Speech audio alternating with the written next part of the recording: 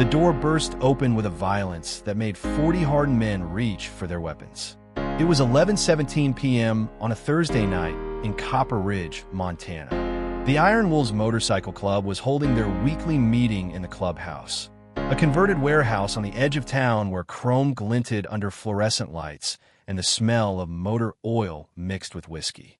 David Ironhand Mitchell, club president, had been mid-sentence when the door slammed against the wall with enough force to crack the drywall.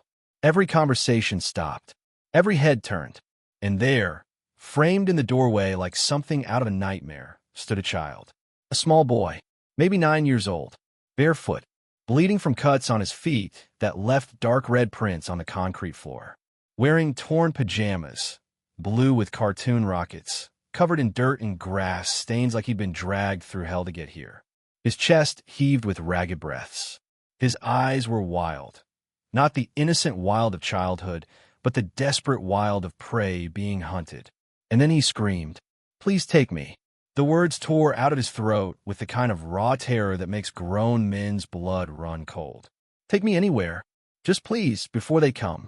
40 bikers stared in stunned silence at this wild-eyed child who'd appeared from nowhere like a ghost seeking sanctuary.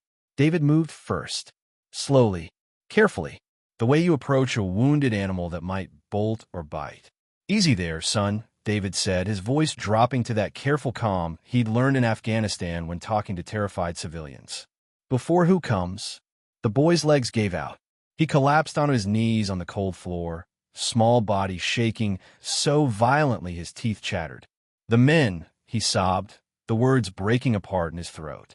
"They come at midnight. Please, I'll do anything. I'll work for you. I'll clean. Just please don't let them take me." David knelt down, bringing himself to the child's eye level. Behind him, his brothers watched in complete silence. These were men who'd seen combat, who'd survived prison, who wore their scars like badges. But the sight of this terrified child had frozen every single one of them. "What's your name, kid?" "Luca. Lucas Perry." "Okay, Lucas. Where do you live?" "The foster house. On Miller Road." Lucas grabbed David's leather vest with small, trembling hands. "But please don't send me back. They're selling me tonight." The temperature in the room dropped 20 degrees. "Selling you?" David repeated, each word carefully placed, making sure he'd heard correctly. Lucas nodded frantically, tears streaming down his dirt-streaked face. "I heard them on the phone. The men are paying $5,000. They're picking me up at midnight." David checked his watch. The numbers glowed in the dim light. 11:17 p.m. 43 minutes until midnight. "Who's selling you, Lucas?" "Mr. and Mrs. Jennings. My foster parents." Lucas's voice dropped to a whisper, like saying it too loud would summon them. "They've sold 3 other kids already. Tommy and Sarah and Marcus. None of them ever came back." David's blood turned to ice in his veins. He'd heard rumors, whispers about missing foster kids in Thunder County. Everyone assumed they were runaways, troubled kids disappearing into the night, heading for bigger cities or worse fates. Nobody suspected this. "Razor," David barked without looking away from Lucas. "Lock the doors. Snake, get the guns. Nobody enters this building tonight." Men moved immediately.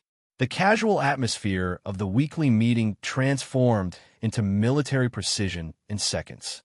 Weapons appeared from hidden compartments. Windows were checked. Exits secured. Lucas grabbed David's arm tighter, his small fingers digging in. "They'll come looking for me. Mr. Jennings has friends. Men with guns." David looked down at this terrified child who'd run through the night seeking protection from strangers because the people supposed to protect him were selling him like property. "So do we," David said grimly. "And we're not letting anyone take you." From across the room, Snake, a lean man with serpent tattoos covering his bald head, pulled up information on his laptop with practice speed. "Carl and Diane Jennings," Snake read aloud. "Licensed foster parents for 7 years. Currently have 4 children in their care." He looked at Lucas. Clean record. No complaints filed against them. The state considers them model foster parents. 3 children, Lucas corrected, his voice shaking. "I ran away. That makes 3. David felt something dark and cold settle in his chest.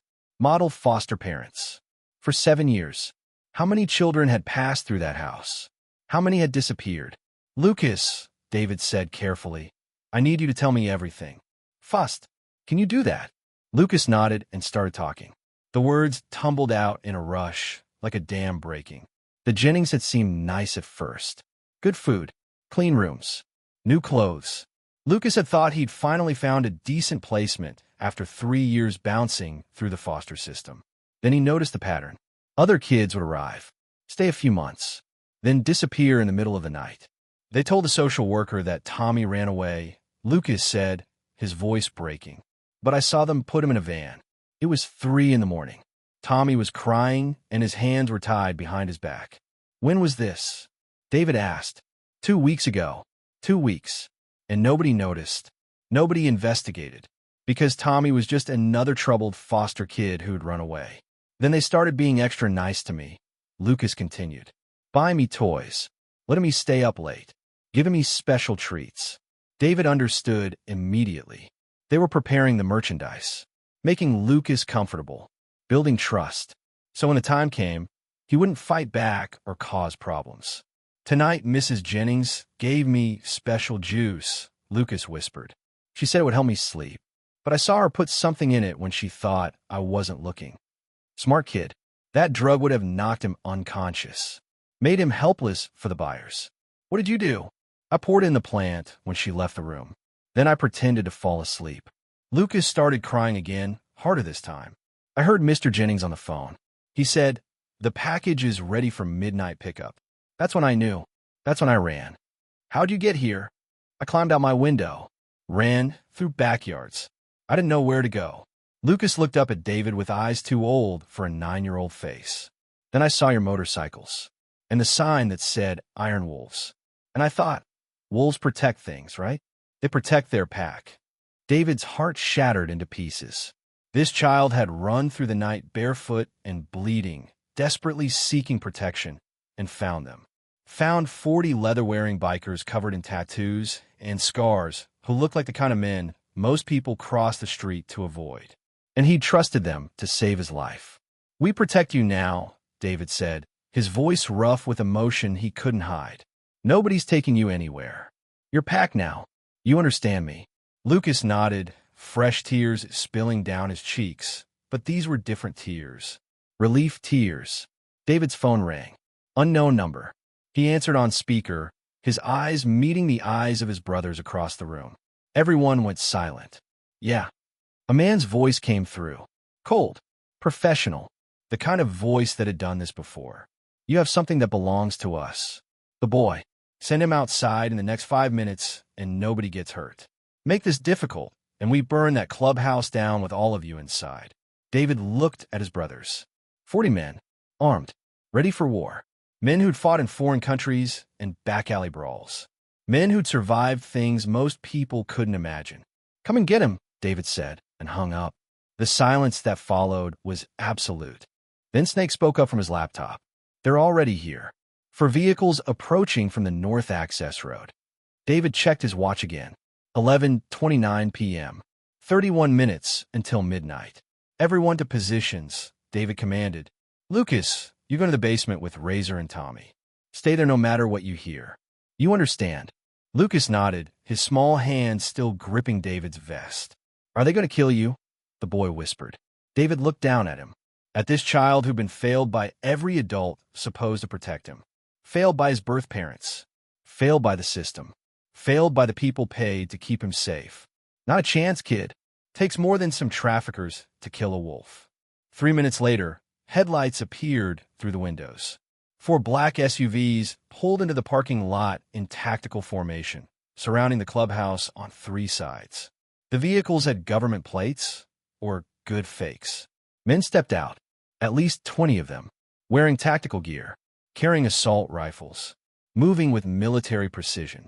This wasn't some local trafficking ring run by amateurs. This was organized, professional, heavily armed, and they'd come for Lucas. David stood behind the reinforced front door, watching through the window as the lead man, tall, bald, wearing an expensive suit under tactical vest, walked toward the entrance with a megaphone. "We don't want trouble with you people," the man said, his voice amplified and emotionless. "Give us the boy and we disappear. This doesn't have to get ugly." David shouted back through the door. "It's already ugly. You're trafficking children. We're businessmen retrieving stolen property. That boy belongs to the Jennings, who have legal custody. You're harboring a runaway. That's a felony. That boy is 9 years old. He's not property." The lead man sighed, like this was an inconvenience rather than a moral abomination. "You have 2 minutes to send him out. Then we come in shooting." David had faced combat in Afghanistan. He'd survived gang wars and prison riots. But this felt different. A child's life hung in the balance. And these men didn't care. "Razor," David called back toward the basement stairs. "Call the cops 3 times. Razor's voice came back. "Dispatch keeps putting me on hold." Someone on the inside was blocking them. These people had connections. Money. Power. "Call the FBI directly. Snake, record everything. Get it streaming to the cloud. If we go down, this evidence survives." 1 minute passed. The armed men formed a tactical line outside, weapons raised. David made a decision. "Everyone hold fire unless they enter," he commanded. "We're not starting this, but we're finishing it." The 2 minutes ended. The lead man raised his hand, and then something unexpected happened. From every direction, north, south, east, west, headlights appeared. Motorcycles, dozens of them. The deep roar of Harley engines filling the night like thunder. The Iron Wolves had sent an emergency signal to every allied club in 3 states. And they'd answered. 70 more bikers arrived in formation, surrounding the traffickers' vehicles in a tightening circle of chrome and leather. Now the armed men were outnumbered. Trapped. The lead trafficker's face went white. He shouted into his radio, "Stand down. We're surrounded. Abort mission." But someone on his team panicked. A single gunshot cracked through the night air, and everything exploded into chaos. The gunshot came from the east perimeter. One of the traffickers, younger than the others, maybe 25, with shaking hands and wide panicked eyes, had fired an approaching biker. The bullet went wide, sparking off chrome. But it was enough. Hell broke loose. Return fire erupted from 40 different positions. The Iron Wolves and their allied clubs weren't starting a war, but they weren't dying quietly either. Muzzle flashes lit up the parking lot like lightning. The sound was deafening, a constant roar of weapons fire that shattered windows and punched holes through vehicle doors.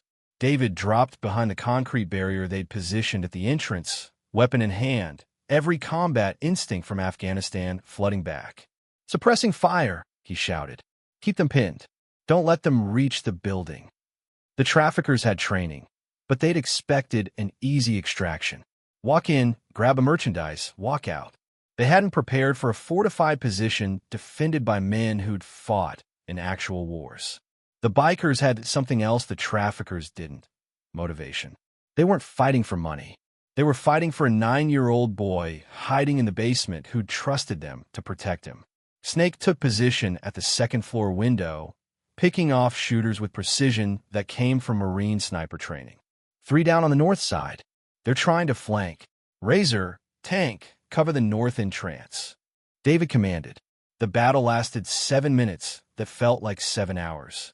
Bullets tore through metal and concrete. Men screamed. Glass shattered. The smell of gunpowder choked the air. One of the traffickers made it to the front door. He kicked it once, twice. Then Crusher, a 300-pound biker with fists like sledgehammers, opened it from the inside and knocked the man unconscious with a single punch. "Stay down," Crusher growled, zip-tying the man's hands. From the east, more headlights appeared. But these weren't motorcycles. Police cruisers, FBI vans, Homeland Security vehicles. A convoy of law enforcement flooding the scene with lights and sirens that finally meant real help had arrived. Federal agents. Drop your weapons. The traffickers saw the cavalry and made their choice. Some dropped their guns immediately. Others tried to run. 2 made it as far as the tree line before agents tackled them into the dirt. The lead trafficker, the bald man in the suit, stood frozen beside his SUV, hands slowly rising, face pale with the realization that everything had gone catastrophically wrong. Within minutes, the parking lot was swarming with federal agents. 14 traffickers were face down in zip cuffs. 9 bikers have been wounded, mostly grazes and flesh wounds, nothing fatal. Paramedics worked quickly, patching up men who waved them off, insisting they were fine. An FBI agent in a windbreaker approached David, badge visible. Agent Sarah Chun, Human Trafficking Task Force. Who's in charge here? That'd be me. David Mitchell, Iron Wolves MC President. Chun looked at the scene. Bullet casings everywhere, wounded men, traffickers being loaded into vans, and shook her head. This is going to be a paperwork nightmare. There's a 9-year-old boy in my basement, David said flatly. His foster parents were selling him tonight for $5,000. These men came to collect. You want to talk paperwork, or you want to save kids? Chen's expression hardened immediately. Where's the boy? Lucas was brought up from the basement 20 minutes later, still shaking, still terrified. He took one look at the federal agents and tried to run back downstairs. It's okay, David said, catching him gently. These are the good guys. Real cops. FBI. They're here to help. Are you sure? Lucas whispered. I'm sure, kid. Agent Chen knelt down, her voice gentle in a way that only people who work with traumatized children can manage. Lucas? My name is Sarah. I need to ask you some questions about the people who hurt you. Can you do that? Lucas nodded slowly. What came out in the next hour, recorded on camera, with victim advocates present, with David holding Lucas's hand the entire time, was a nightmare. Lucas told them about Tommy, Sarah, and Marcus, the 3 kids who disappeared. He described the vans that came at night, the special juice that made kids sleep, the conversations he'd overheard about packages and deliveries and buyers. He told them about the Jennings basement, a room he was never allowed to enter, where he'd heard crying through the walls late at night. By the time Lucas finished talking, Agent Chen's jaw was tight with barely controlled fury. Give me a warrant for the Jennings house, she said into her radio, and wake up every judge in this county if you have to. We're going in tonight. The FBI raided the Foster house on Miller Road at 4:47 a.m. They found Carl Jennings trying to shred documents in his office. Diane Jennings was packing a suitcase, preparing to run. But what they found in the basement made hardened federal agents physically ill. A windowless room with a steel door, soundproofed walls, restraints bolted to a medical examination table, cameras, and worst of all, meticulous records. 23 children over 5 years. Names, ages, physical descriptions, sale prices ranging from $3,000 to $15,000, depending on age and condition. Financial records showing wire transfers from buyers across 6 states. Communication logs with other traffickers. A network so large and organized it made Agent Chen's blood run cold. The Jennings had been operating for years under the perfect cover. Licensed foster parents with sterling reputations and full access to vulnerable children nobody was watching closely enough. Carl Jennings tried to lawyer up immediately. Diane started crying, claiming they were victims, that they'd been forced into it by dangerous people. But the evidence was overwhelming. Their own records condemned them. By sunrise, 15 people had been arrested. Not just the Jennings, but 2 social workers who'd been paid to look the other way, a county judge who'd expedited custody transfers, and several buyers whose names appeared in the financial records. The 3 missing children from Lucas's foster home, Tommy, Sarah, and Marcus, were located within 72 hours. Tommy in Nevada, Sarah in Texas, Marcus in Florida, all alive, all traumatized, all rescued because one 9-year-old boy had been brave enough to run. The FBI's Human Trafficking Task Force followed the evidence trail across state lines. Over the next 6 months, they rescued 47 more children and arrested 83 people involved in the network. It was the largest child trafficking bust in Montana's history. And it started because Lucas Perry chose to trust wolves instead of monsters. 6 months later, Lucas stood in Judge Morrison's chambers wearing a new suit that was slightly too big. He kept tugging at the collar nervously. Beside him, David Mitchell and his wife Rebecca stood in their own formal clothes, David in a button-up shirt that looked uncomfortable on his heavily tattooed frame. Rebecca in a simple dress that couldn't hide the fierce protective love in her eyes. Judge Morrison looked over the paperwork, then smiled at Lucas. "Lucas Perry, do you understand what's happening today?" Lucas nodded. "David and Rebecca are adopting me. For real. Forever. That's right. And is that what you want?" Lucas looked up at David, this huge, scary-looking biker who'd protected him on the worst night of his life, who'd sat with him through nightmares, who'd taught him to ride a bicycle, who'd shown up to every therapy appointment, who'd fought tooth and nail through 6 months of home inspections and background checks and legal battles to make this official. "Yeah," Lucas said, his voice small but certain. "That's what I want. Then, by the power vested in me by the state of Montana, I hereby grant this adoption. Lucas, you're officially a Mitchell now." The gavel came down. Lucas burst into tears, the good kind this time, and threw his arms around David's waist. David picked him up like he weighed nothing, holding him tight, his own eyes suspiciously wet. "You're stuck with us now, kid," David said, his voice rough. "Good." Lucas sobbed into his shoulder. "I want to be stuck." Rebecca wrapped her arms around both of them, and they stood there in that judge's chamber. 3 people who'd found each other in the worst circumstances and built something beautiful from the ashes. 1 year later, Lucas was 10 now, taller, healthier. His nightmares had faded from every night to maybe once a month. The hollowness in his eyes had been replaced with the normal mischief of a kid who knew he was safe. It was Thursday night, weekly meeting night at the Iron Wolves Clubhouse. But now Lucas was allowed to attend. Not the business parts, but the family dinner that happened before. He sat at the long table, surrounded by 40 leather-wearing bikers who'd become his uncles, his brothers, his pack. They teased him about his grades, straight as, because Lucas had decided that the best revenge against the people who'd hurt him was to become something amazing. They taught him about motorcycles and responsibility and what it meant to protect the vulnerable. Snake was teaching him basic coding. Razor was teaching him to play guitar. Crusher was teaching him to box, just in case you ever need to defend yourself, little man. After dinner, Lucas approached David quietly. "Dad." David still got a little emotional every time Lucas called him that. Would probably always get emotional about it. "Yeah, son? I want to do something. For other kids. Kids like me. What did you have in mind?" Lucas pulled out a piece of paper, a drawing he'd made. It showed motorcycles surrounding a house. Bikers helping children. A logo that said, "Iron Wolves Youth Outreach." "I want to help you guys find kids who need help," Lucas said, "before bad things happen to them. Like how you found me." David stared at the drawing, his throat tight. 6 months later, the Iron Wolves launched their youth outreach program. They partnered with legitimate child services, schools, and community centers.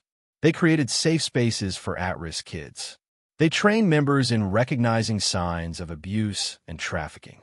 And Lucas, now 11, became their youngest advocate, speaking to other foster kids about trusting the right people and knowing that help sometimes comes from unexpected places. The scared boy who'd burst into a biker clubhouse begging to be kidnapped had become a voice for children who had none. The news covered the story. National outlets picked it up. Other motorcycle clubs across the country started similar programs. All because one 9-year-old chose wolves over monsters. All because 40 bikers chose to protect instead of ignore. Epilogue. On Lucas's 12th birthday, the Iron Wolves gave him a leather vest. Not a full cut. He was too young for that. But a prospect vest with Iron Wolves, Little Wolf, embroidered on the back. Lucas wore it with pride that made grown men tear up. That night, before bed, Lucas asked David a question he'd been holding on to for months. "Dad, why did you help me? You didn't know me. I could have been lying. Why did you risk everything?" David sat on the edge of Lucas's bed, a real bed in a real room in a real home where nobody would ever hurt him again. "Because someone needed help, and we were there," David said simply. "That's what wolves do. We protect the pack. And the moment you walked through that door, you became pack. Even though I was scared and crying and not tough like you guys." "Especially because of that," David said. "Running toward help when you're terrified? That's the bravest thing in the world. You were tougher that night than most men ever have to be. You save yourself, kid." We just gave you the backup. Lucas thought about that for a moment. I'm glad I found you guys, he whispered. So are we, son. So are we.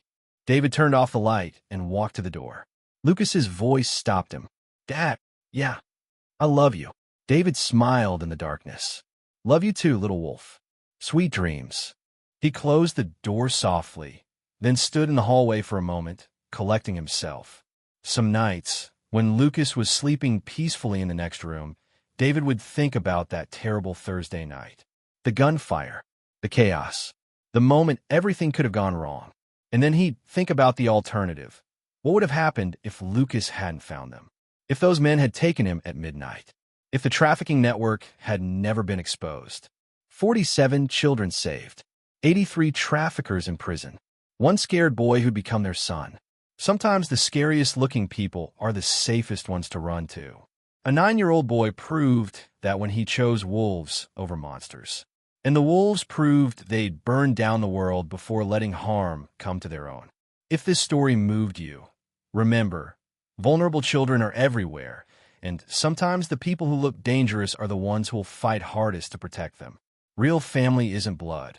It's who shows up when you need them most. Subscribe for more stories that prove heroes wear leather and ride Harleys. Comment, Wolves Protect the Pack, if you believe in second chances and found families. Share to spread awareness about child trafficking and the real heroes fighting it every day.